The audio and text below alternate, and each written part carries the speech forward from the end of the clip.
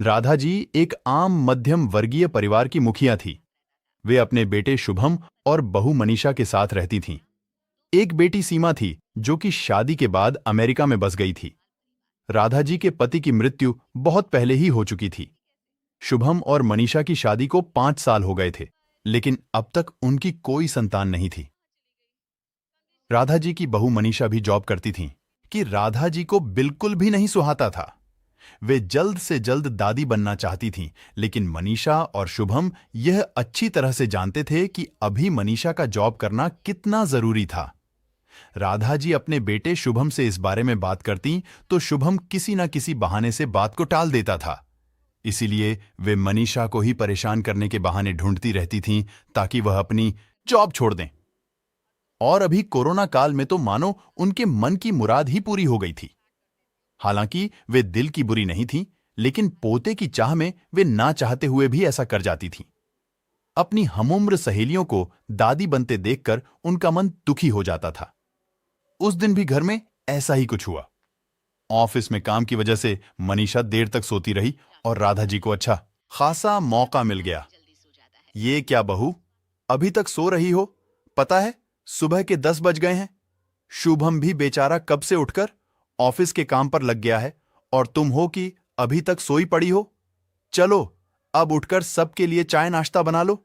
मुझसे कुछ हो नहीं पाता है, वरना मैं तो तुम्हारे भरोसे कभी ना रहती, खुद ही सब कर लेती। सॉरी मां जी, वह देर रात तक काम चलता रहा, इसलिए सुबह सुबह ही सो पाई थी, इसलिए समय का पता ही नहीं चला।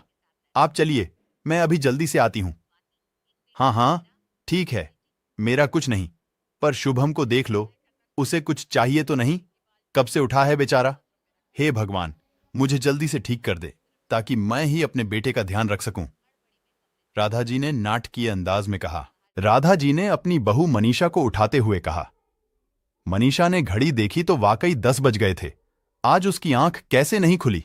वह जल्दी जल्दी अपने काम निपटाकर हॉल में आई तो शुभम अपने लैपटॉप के साथ ऑफिस के काम कर रहा था। उसने किचन में जाकर चाय नाश्ता बनाया और फिर रात के बर्तन साफ किए और झाड़ू पोंछा करके नहाने चली गई। दरअसल कोरोना वायरस की बढ़ती बीमारी की वजह से शहर में पूरी तरह लॉकडाउन किया गया था, इसलिए काम वाली बाई भी नहीं आ रही थी। मनीषा खुद एक इंटरनेशनल कंपनी में काम करती थी। उसका ऑफिस टाइम निश्चित नहीं होता था। अधिकतर उसे रात में देर तक काम करना होता था। कल भी उसका काम देर तक चलता रहा, इसलिए वह देर तक सोती रही। मनीषा, आज से घर के कामों की आधी जिम्मेदारी मेरी रहेगी। मैंने आज तक तुम्हें जो भी कहा और किया उसके लिए सॉरी। चलो अब तुम जाकर आराम करो, खाना मैं बना लूंगी। इधर सास का बदला हुआ रूप देखकर मनीषा की भी आंखों में खुशी के आंसू आ गए और अपनी सास के प्रति उसके मन में फिर से पहले वाला सम्मान वापस आ गया था। शायद हमारे जीवन में मुश्किल समय आता ही इसलिए है कि हमें एक दूसरे की अहमियत का पता चले। अपनी गलतियों का एहसास होने और आगे बढ़कर माफी मांगने से वाकई इंसान छोटा नहीं बल्कि बहुत बड़ा हो जाता है। राधा जी की तरह